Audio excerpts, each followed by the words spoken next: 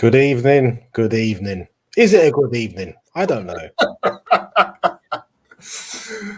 Many. We will never talk about what happens behind the scenes of the VMN, but let's just say I'm beginning this podcast today deeply disturbed. Deeply. Okay, so I was testing you, to be fair, Manny. I knew you was in the background somewhere, so I was just like doing stuff just to yeah. just you're walking on thin ice here. So welcome, Moon Knight, episode 2. Yes. What did you think? What did you think, sir? Well, first thing what I can actually say, which I'll be honest to say, I actually watched it. Again, that's not. Yeah. And it was absolutely amazing. You know, it's getting better and better each episode. I mean, it's only 2 so far, but it's getting better. It's a low bar for Davian.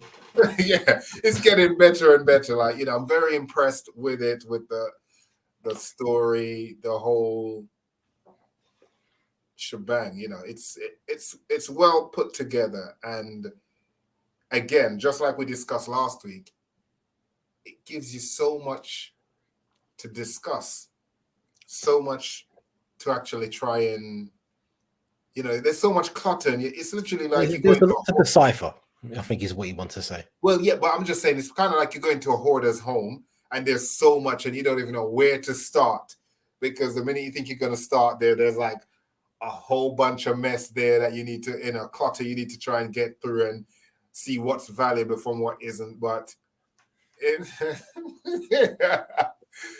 thank you, Kay. I think again, we're starting with small steps with Davian. It's just like, if he brushes his teeth in the morning, we reward him. It's just these little things we're doing, Yeah, personal hygiene is very good. Showering, brushing off the teeth, bathing. Well, showering and bathing is the same thing, but yeah. So we're just starting off small steps. Yeah, baby steps. But yes, I had a very interesting theory that I was thinking of when I was watching it. I rewatched episode 1 again before I watched episode 2. I said, let me just watch the whole thing all over again. So I watched 1 and 2 again. And I started looking at it and I'm saying, what if he's had like a nervous breakdown in terms of, I feel like he may be suffering from a serious loss. Like maybe his mom's actually passed away. He was close to his mom. He doesn't have any friends, as you can see clearly. He hasn't got any friends, no girlfriend, nothing. What if he lost his mom, who he probably talks to? Because something like that, it seems he speaks to his mom daily. Like in the morning, he speaks to his mom, in the evening, probably speaks to his mom on his lunch break as well, because he hasn't got much outside of his work and his studies. So sad. What if it's a case that he lost his mom, he's had a nervous breakdown, he doesn't know how to deal with it, and which is often the case sometimes with people where they'll still, like for instance, like Zemo. Remember when Zemo lost his family, he would still play back the voice notes from what they left on his phone. So what if it's a case like that where he probably still paying the phone bill, so to keep the line active, that his mom had, phones it, leaving messages, but it's like it's his way of really trying to like deal with things. So it could be a case of where all of this is in his mind. And again, rewatching episode 1, I noticed something where he speaks to his mom. I noticed something in episode 1 as well where, when he went to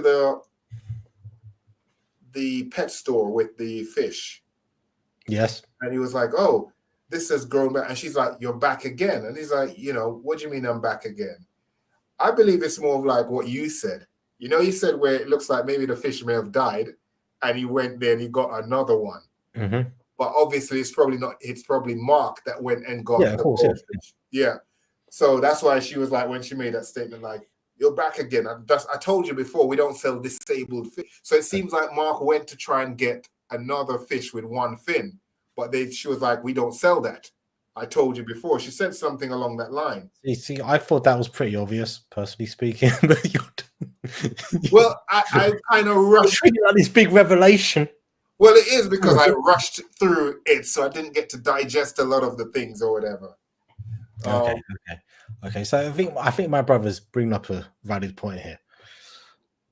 From what we've seen in the episode, it could be fair to say that Mark is in the comics. Mark is pretty much the main persona, Mark Spector.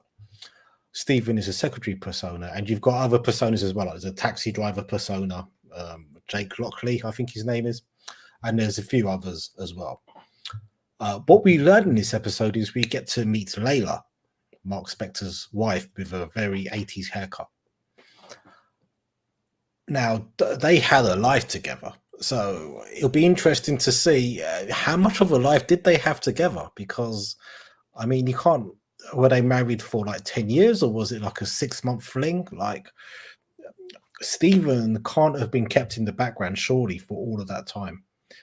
Well, yeah, he has. Sorry to cut you, Manny, but remember, he made a statement when he said... We don't know how Khonshu has formed what we have going on here. In the comics, they retcon his origins quite a lot.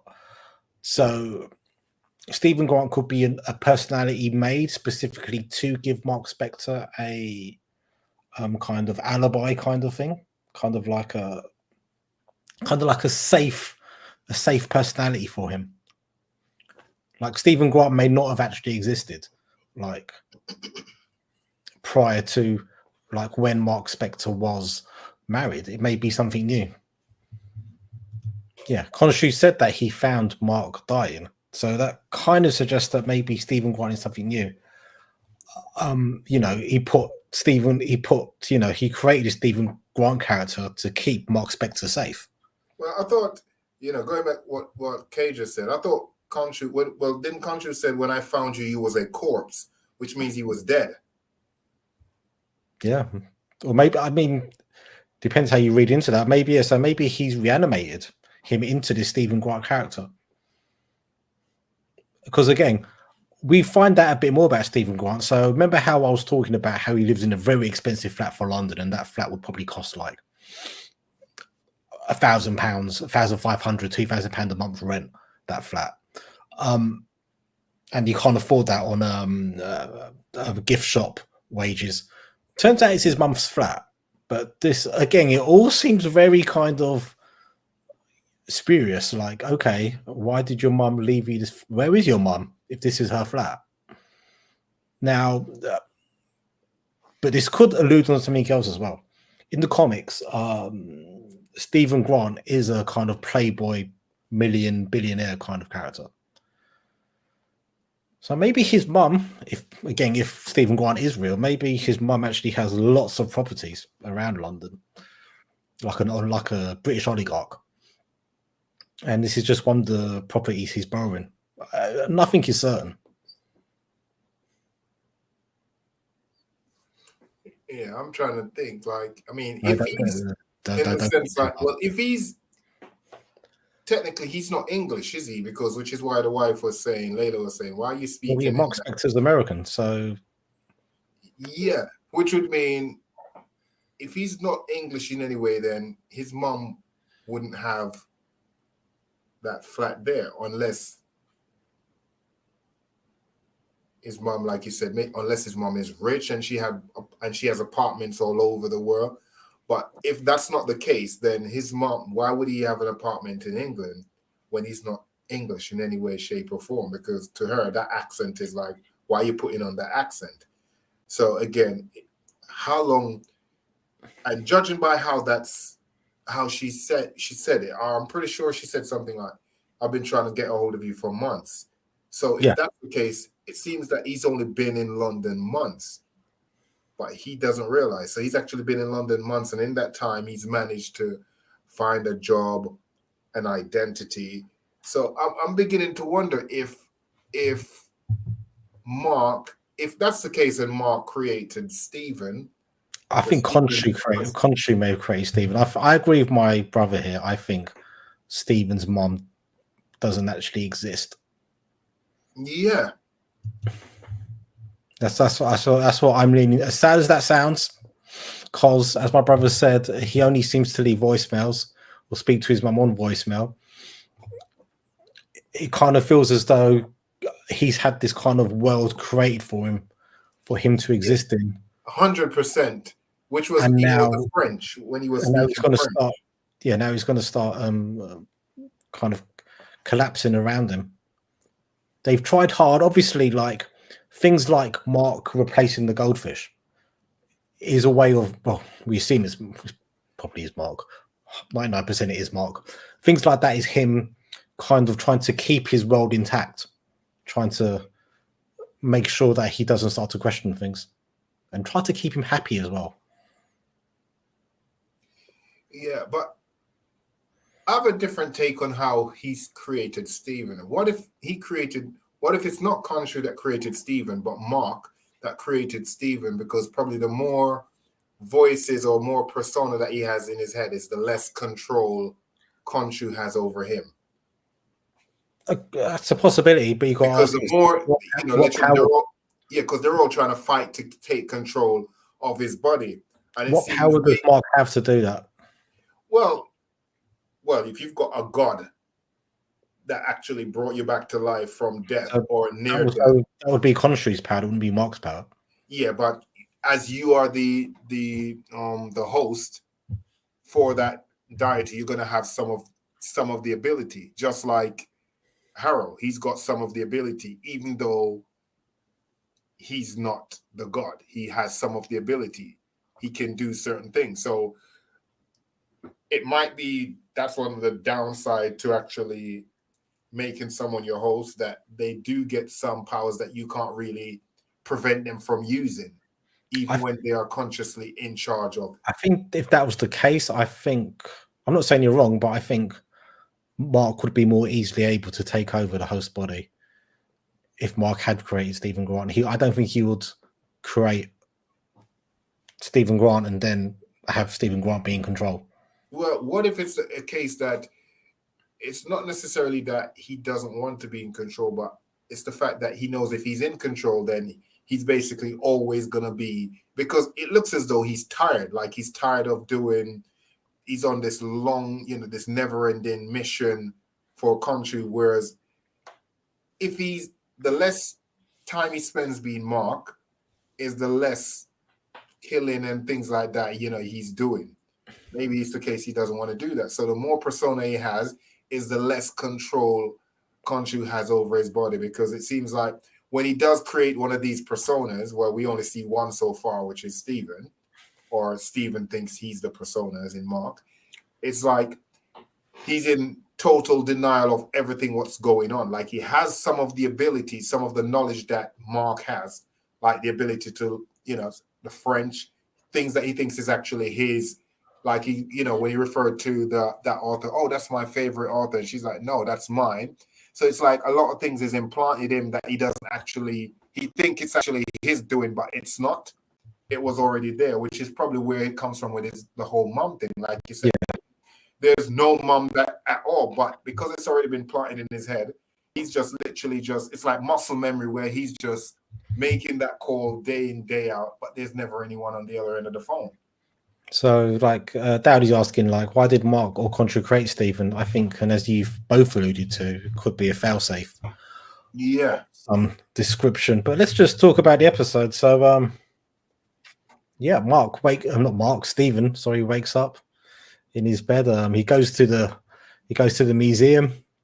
This was fascinating. He goes to the museum and he's with the security guy who calls him Scotty. And they're going through the CCTV footage, and you can't see the jackal in any of the CCTV footage, which is fascinating.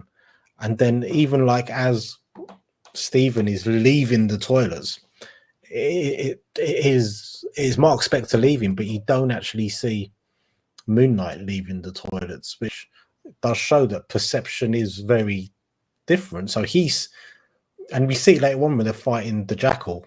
Again, only Stephen, can see the jackal.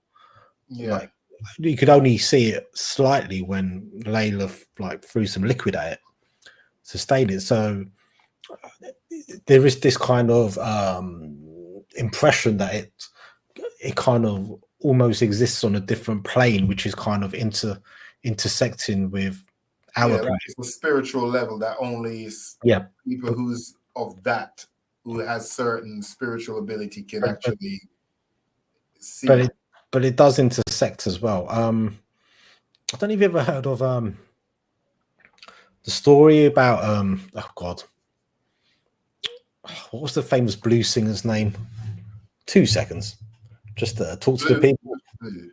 What Just talk blues to the is it? people while I Google something. Okay, so all right, go back to Mr. Cato's question, which is, was it a fail safe? I think it's a fail safe in terms of controlling as best as he can Khonshu, because if not Khonshu, I think as much as Khonshu seems like he's all about, he's about vengeance. I mean, how do you justify what's actual real vengeance from what's just basically being a renegade and a loose cannon? And it looks like, I think out of the two, Khonshu may be the lesser of the two evil, but at the same time, he's still a god, which means as a mortal, there's only so much you can tell them without them saying, no, I'm going to do this, I'm going to judge, I'm going to do this and do that.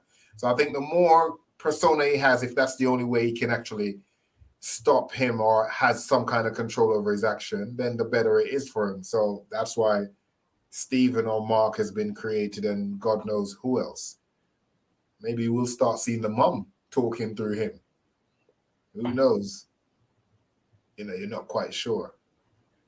But I think it's well thought out the way they've actually done this. I mean, and the fact that, again, this wasn't a series that I had any knowledge of, or even the character, I'm actually liking it. It's very, very enjoyable so far. Just 2 episodes in. Okay, I'm back. If I say Robert Johnson to you, do you know what I mean? No. Okay, Robert Johnson, who was a real person. He was a blues singer. Sorry, born in 1911, and basically, he was an awful guitarist and blues singer. And the story goes is that he went to the crossroads, and he made a deal with the devil. And when he returned, he was this. Oh yeah, I've heard that now. Yeah. He was this amazing blues singer. Anyway, but part of that deal he made with the devil was that one day the devil will take him. And he died quite young at the age of 27. And when he died, the popular theory is that he died of syphilis. However, the mythological theory is that he died being killed by hounds or devil dogs, which the devil sent to kill him. Nobody could see these dogs except him. Except Robert Johnson. Did you watch Supernatural at all? That's what I was just going to allude to. Yeah, they made an episode about that, like the crossroad, where you go at the crossroad for that particular. Yeah. I think it's Dean who ends up being killed by the devil dogs. And if I remember the scene correctly, it's only Dean that can see the. Yeah, because when your time runs out and when they're coming for you, that's only you can actually see. And no matter where you go, you can't run or hide from it. They will track you down and get you. Yeah, I remember that. I wonder if if this is like a similar mythology they're kind of working from.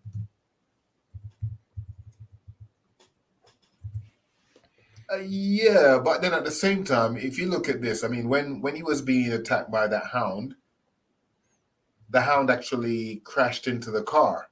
Yeah, so it can intersect, but for some reason only he could see it, which is So it does intersect with reality, so to speak. So it can affect things, but visually, it doesn't seem to be on our kind of spectrum.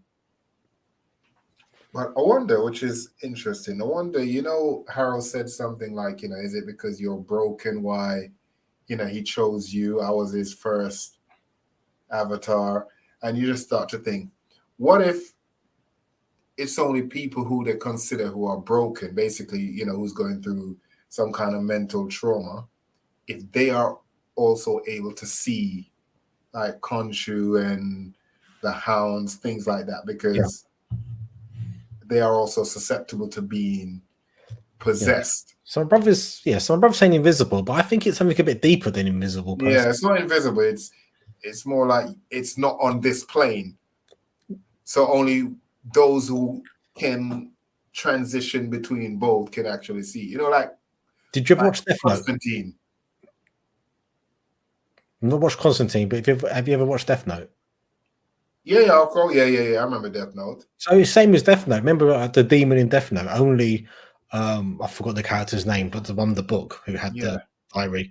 Only he could see the demon in Death Note. It was a kind of like a similar thing in this, where like only Stephen or Mark can see Khonshu. I like the scene where Arthur like knew that Khonshu was behind him. Was like, oh, he's telling you to kill me, isn't he? And he's like, yeah, he's telling me to kill you. But yeah, I do think it's a really interesting kind of intersection of we're seeing like two different realms kind of intersecting, and just how well they intersect with each other. But yeah, so yeah, poor old Stephen gets fired from his job. He goes to the lockup where he finds the American passport of Mark Spector and money, lots and lots of money. But he should have just gone on holiday with that money. Sorry, Manny, but just something interesting. I mean, in theory, on the cameras, they didn't seem vandalize anything. They just saw him run to the toilet. Well, if you remember from episode 1, it was only the toilets that really got damaged. Yeah. So my point was, on what basis did they fire him then? I would fire somebody if I turn up and the toilets are destroyed. I'll check CCTV. I know the person walking out the toilets after they've been destroyed, and you shouldn't even have been at work at that time in the first place. Yeah, I'm fine. Supposed to be there. Remember, he was on inventory, so he was doing like the night shift. Davians, don't try and be like an employment lawyer for Stephen. He was working. No, but he was supposed to be there that night. Remember, Donna said that. Remember, don't forget you're working tonight. So he was supposed to be there, but I mean, what he done? You know, I mean, like the security said, you know, the maintenance guy's going to be very upset about it. and he basically like remembers what happens as well. So yeah, he goes into the bag and he finds lots of money, and he finds the scarab beetle, which I'm still not sure what this thing's about, but it seems to fly up from its well, it's like what's his name says, isn't it? Harrow. It says it's a map. I mean, that was some bad takeaway that destroyed the toilet. I wonder if it was a Morley's from South London, Bavik. Just putting it out there. And how do we know it's really him that actually did it? Because to me personally, my money is on Watu. Because man's always be watching people. Next thing Watu out of this for once, yeah. Yeah, the bad fish and chips sneak up in there. Boom, boom, boom. So yeah. So he comes out and he bumps into Layla, and okay, I won't talk bad about Morley's anymore. My apologies. Bumps into Layla, and they go back to his house. We find out that it's actually his mum's flat. We find out that Mark's actually put in for a divorce, so it was actually okay for Mark to ask out that other girl who works at the museum. It's fine. Mark wasn't doing anything wrong. I'm just saying. Well, he was still technically married. He just sent her the papers. He's like, yeah, we're done. Now I'm free to do what I want, even though you haven't accepted. Scarab points to the crocodile goddess. Oh, yes, Amit, of course, who is the goddess which Arthur Harrow's people worship. In mythology, he's actually part crocodile, part hippo, part lion. Oh, really? Yeah, that's quite a combination of animals. But yeah, so we have these two police officers turn up who luckily Layla manages to escape through a window with the scarab. This scarab seems to be very important to both her and Mark, and to everybody. Yeah. And it's not a compass either. But yeah, so it seems like Arthur Harrow has lots of people from his cult working for him, because those two people weren't fake police officers. They had access to kind of like international arrest warrants and so forth. So they were genuine police officers. Their warrant cards also looked very genuine as well. I'm sure mine. Yeah, People- they were legit police. But Yep. I'm wondering, you know, the symbol obviously on their arms. The scales. Yeah. Is it something that everyone can see, or is it only, you know, just like with the hound, where only he could see? That's a good question. I reckon everybody can see it, but only Arthur Harrows can move. Because I think everybody would need to see it. Because if you're going to be able to be walking around working out who is in your team, who's not in your team, who is in That's your what I mean, as in maybe only them who's within that. And I'm wondering if all those who have the scales are the ones who have been judged already and deemed good. Maybe that's what I was Once thinking. you've been judged and you've been deemed good, then you get that. Basically, that's your pass, you know, to say you're one of us now. You know, you're in. We would get in, wouldn't we? Oh yeah, definitely. Yeah, we would get in. Tell you who wouldn't get in. What to? Avic, you wouldn't get in with your salt fried pigeon from South London. It's okay. It's okay. As an aside, me and Bavik are thinking of doing an Obi-Wan Kenobi podcast. I want to be a guest on that. You can't. Wow. I've been kicked out, folks. Should I tell you why you're not allowed? Well, I want us to remain on air, so, you know, keep it fan friendly. It's simply because I've asked you multiple times, have you watched Mandalorian, Boba Fett yet? You say no each time, so no, you can't. Well, I sent you some great stuff on Star Wars, like those what ifs. That's not important. Theories, which is just magnificent. That's not important. Until you watch those, you can't be on it. But anyway, we move on quickly. So so they take him to Arthur Harrow. We see that they're growing beautiful kind of vegetables and whatnot. And then he summons the jackal when Layla turns up with the scarab beetle. Yeah, but that's after he gives them soup. You know, he has lentils. Did anyone just notice I'll fill your belly before I kill you. Yeah. And for a cult leader, you know, he's quite high on education, isn't it? And languages, you know, it's like, yes, we each can speak 3 languages. Yeah, I mean, most cult leaders, you know, they are intelligent. They're intelligent people when they use their intelligence to emotionally manipulate people. I tell you what, you know, just look, just from the 2 episodes alone. I mean, I always liked Ethan Hawke anyway, in terms of his. He likes you as well. He's told me numerous times. Of course he will like it. I'm awesome.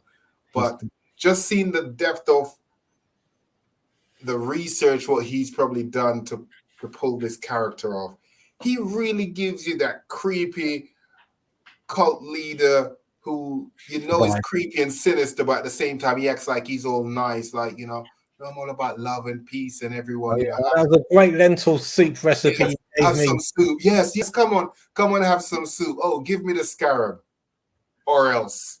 It's like, what do you mean? I thought we were gonna have soup. Yes, we're having soup, but give me the scarab, or else. And then he summons the jackal, and man, Mark's desperate to get into the fight. He's desperate to get into the fight, and Layla's like, "Put your suit on. I've seen you put your suit on." And then I love it. Like, he gets kicked out the window on Khonshu's like suit, and he actually summons an actual suit.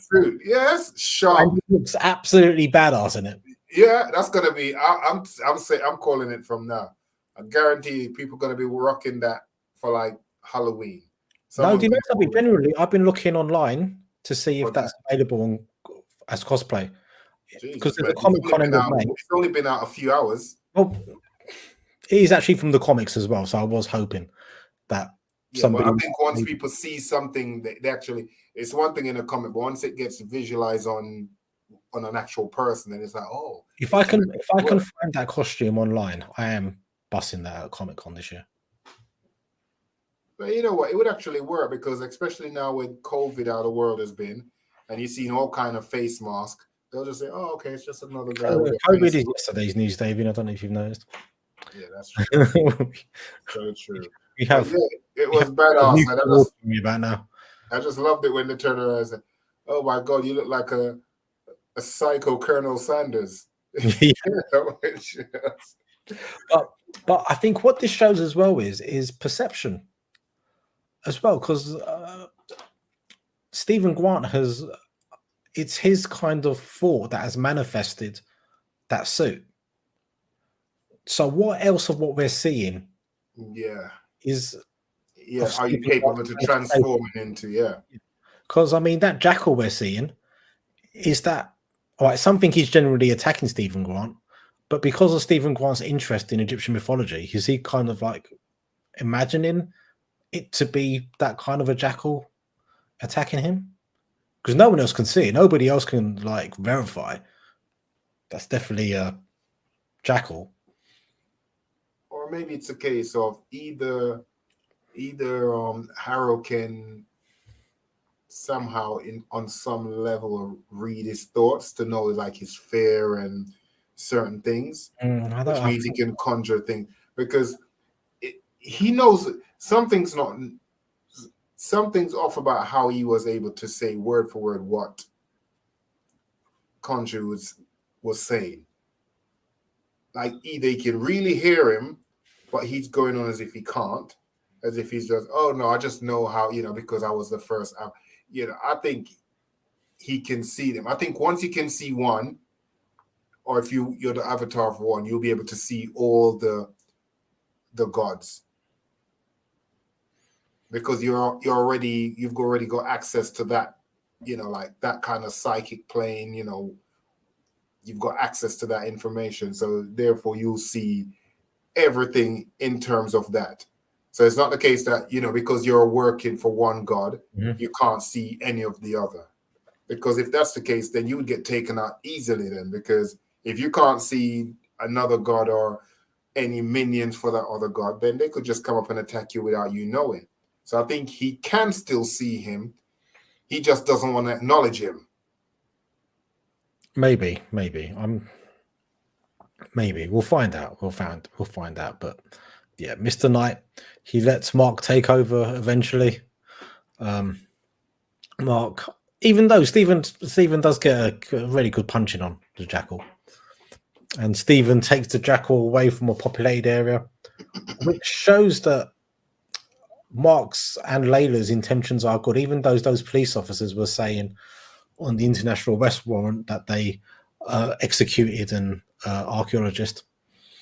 That suggests to me that actually, if they are caring about civilian casualties, then they are good people, so to speak. They do, care about innocent people. So that suggests to me that there's more to that archaeologist story than we know about. Yeah, or what if that never even happened? What if they never did that? I mean, it's a framework. If you wanna have a reason to detain someone or whatever, yeah.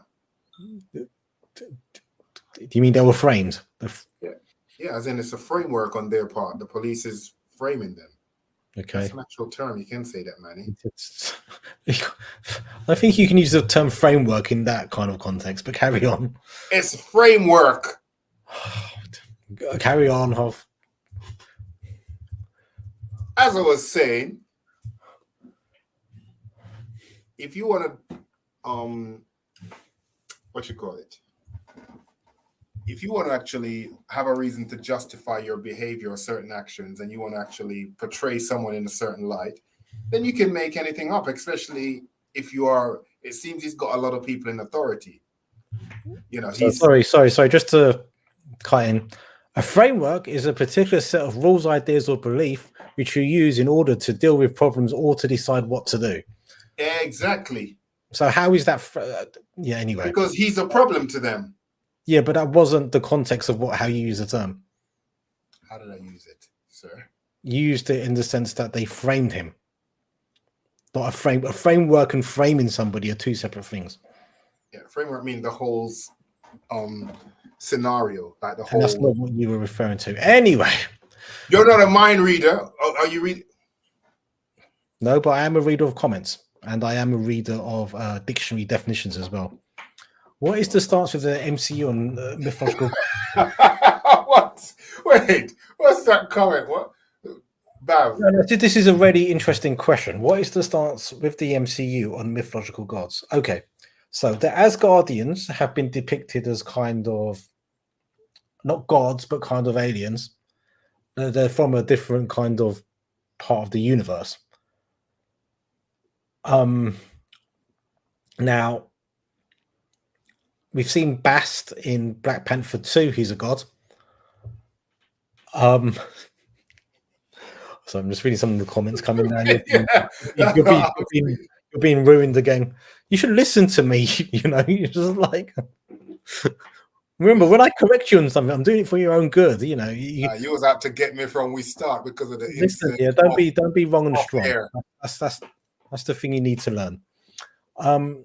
So I think actually this is the first instant where they're kind of acknowledging there being godlike beings within the MCU. We've had the Celestials. Now, the Celestials, they're not really godlike beings, though they have the powers of God because of how kind of technologically advanced they are. They're not actually gods themselves. So yeah, I'd actually say this is the first time we have seen mythological gods stepping into the MCU. Yeah. Just to clarify, is framed up, Davian? Maybe Davey is not in the right frame of mind. Thank you. I'll be here all week. And you'll also be the Obi-Wan Kenobi podcast, unlike Davian. Wow. It's just coming in from all angles. All angles. You remember, this is all to make you a better person. Yeah, I've been taking a lot of L's this evening, isn't it? From before we got on air, you know, I got double teamed and bullied, and now on here, you know. Don't say that. Anyway, Mark kills the jackal, and this amazing scene where he picks him up and he drops him on that kind of spiked statue kind of thing, which was just amazing. Just an amazing way to get rid of it. And then we see the argument that actually now Mark has controlled the body, and you can see that Mark's got anger issues. He's just not having it from Stephen, that Stephen wants his body back. And that argument kind of suggests actually this is Stephen's body, not Mark's. So it is a bit of, you know, it is making you like question yourself in regards to who's really in control and who's the actual parasite, as they say. Yeah. Yeah, and he gets so upset with Stephen that he smashes the reflective surface from which Stephen was talking. And then Khonshu, this was ancient Egypt. Oh my God. Huh? I've got a great theory when you finish. God. Okay, everybody, David's got a great theory. Take a seat. Take a seat. We're going to hear the theory. Everybody lie back. What Sorry. if... And, the Mr. Night suit was sick, and if I can find that suit cake, I'll be wearing it at Comic-Con. Make your mind up. It's either the Colonel Sanders cycle suit or that. You're not going to change halfway through Comic-Con. Or are you? Your theory. Right. My theory is, what if, you know, the incident what the police were speaking of where they got executed and whatnot. What if it's then Khonshu actually took possession of his body? To carry Stephen's body. Because he's not been around. It's only been months all of this has happened. Because even if he's a subject for Khonshu, it's not been decades or whatever, because there's no indication that he's immortal. As in the vessel is immortal. Because the way he was talking, if you don't do as I say, then your wife is going to be the next vessel. So it's not like whoever his vessel, whoever body he takes over, they have, like the ability to not age. So which means it could have been around for God knows how long. It seems that he can take you over when you're mentally vulnerable or if you're at death's door.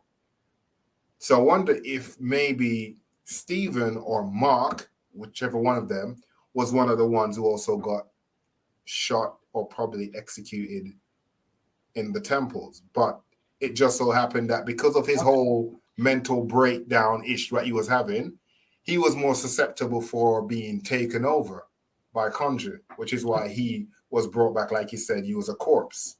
Okay, you lost me at the start, but I think now you've actually run through with it. I think that's actually quite a reasonable theory that potentially, again, you're going to have to ask yourself, like when Khonshu takes control of people, he doesn't really take control of them. He's just kind of manipulating or kind of bullying people into carrying out his actions.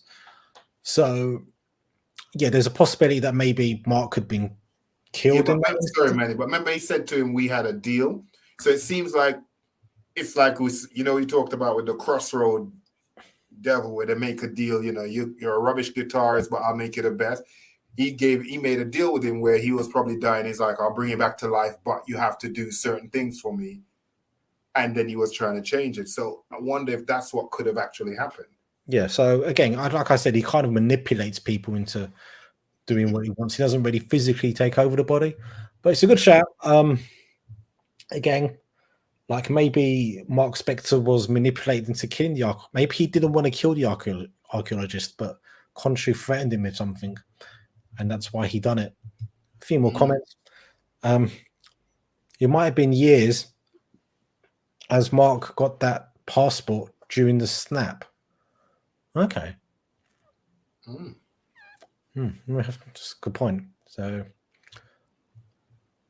yeah, so if they're different personalities or they're different beings, could have like the snapped worked and like Stephen disappeared and Mark stayed? But it's the one body. Well, that's the thing. That's the question. Like, when he done the snap, was it the individual soul that he was getting rid of, or was the actual physical biological body? I think it's biological bodies, but well, you know what? It could be a bit of both in the sense that just like Ant-Man, where he was spared because he was in like a different, like a pocket universe. He was in the quantum universe. He was in the quantum universe, quantum realm. Yeah, quantum realm. What if it's a case that because when you're possessed and you're on that kind of level, it's like you're in between. So even though you're here, it's like you're in between two universe, like ours and wherever they are. So therefore, the snap wouldn't really affect you because you're literally like, it's like you're in the passage, so you're not in either room. Yeah, exactly. If you're in one, then it would affect you, but because you're not, it literally just go past you. So what if Mark was in the passage and the snap happened and actually got rid of Stephen, but Mark kind of ended up having full custody of that body? That's a genius thought there, Mr. Cater. Genius. I might have to bring you on to replace David. I have to wait and see on this theory. So I think my brother's a bit skeptical from what I can read from that, but he's willing to hear you out. And remember, he's an OG of Marvel, so we've got to pay him the correct reverence when it comes to these things. So Mark might have been as we discussed. So he might have been Moon Knight uninterrupted throughout that entire snap period. Totally. I'm going to clip this bit and post it on Instagram.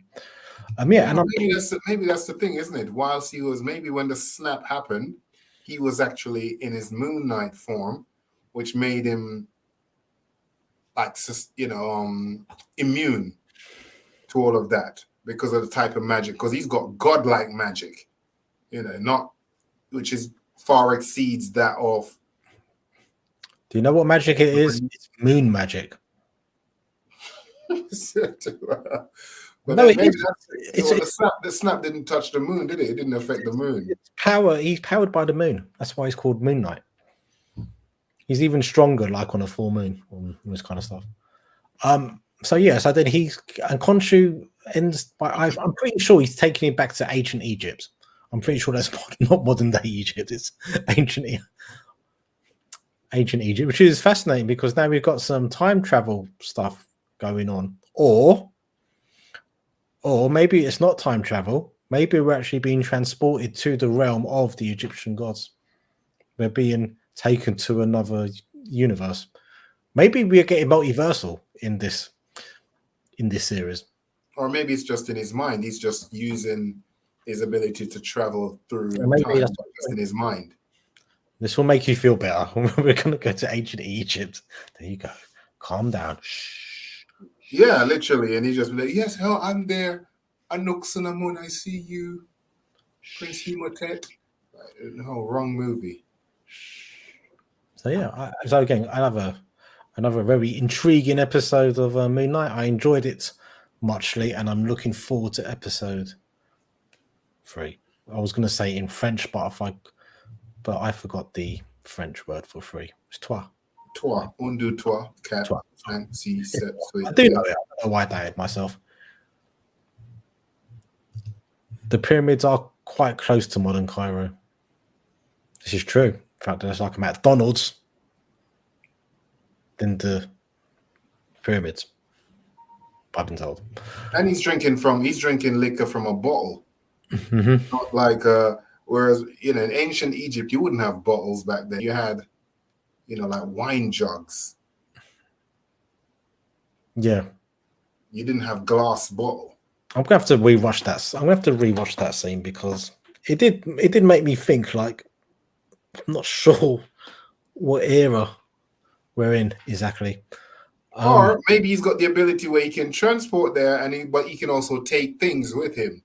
So he could be like, yes, I want to go back to the old school, but hey, I need my phone, my portable charger, since we ain't got no plugs back then. Yeah, good luck with mobile phone when there's no mobile phone masts. Yeah. So yeah, that was another very good episode. Very good episode. Which draws our review to an end. It's been good. It is the modern day. He's in a modern day hotel room. Yeah, despite the the framework, I'm okay with the episode. Yeah. Is it a modern day hotel room? What? I'm going to Google this. Talk to the people. It could be one of those modern day ones that's very up close and personal for those who want to get the look of the pyramids. Like when some people go on holiday and they're like, I want a room at the hotel with beach view. They're like, no, I want a room with like pyramid view.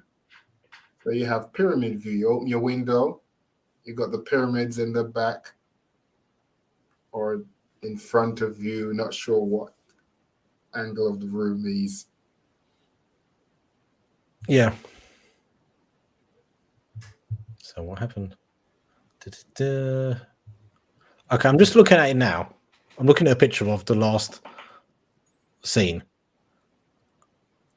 It looks very much like ancient Egypt to me. Yeah. Not that I know ancient Egypt because I wasn't around back then. I just want to put that out there. You sure? I was born in 1981. I wasn't born in the year 2000 BC. Good, you old cow. Just point it out there. Mm-hmm. It looks like ancient Egypt, but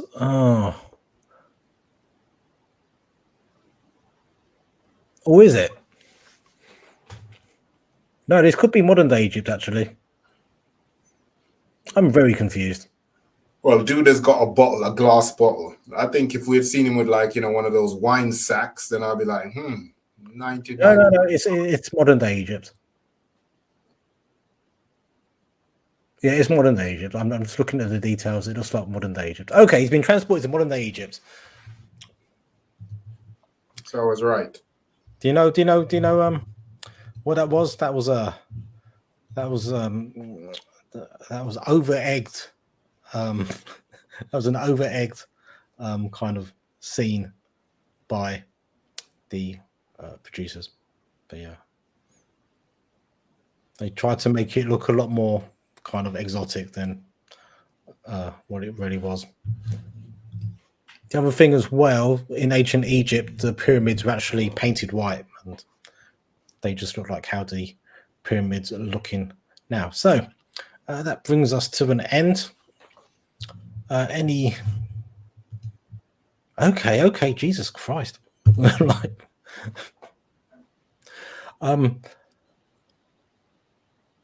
yeah, any last comments before we go?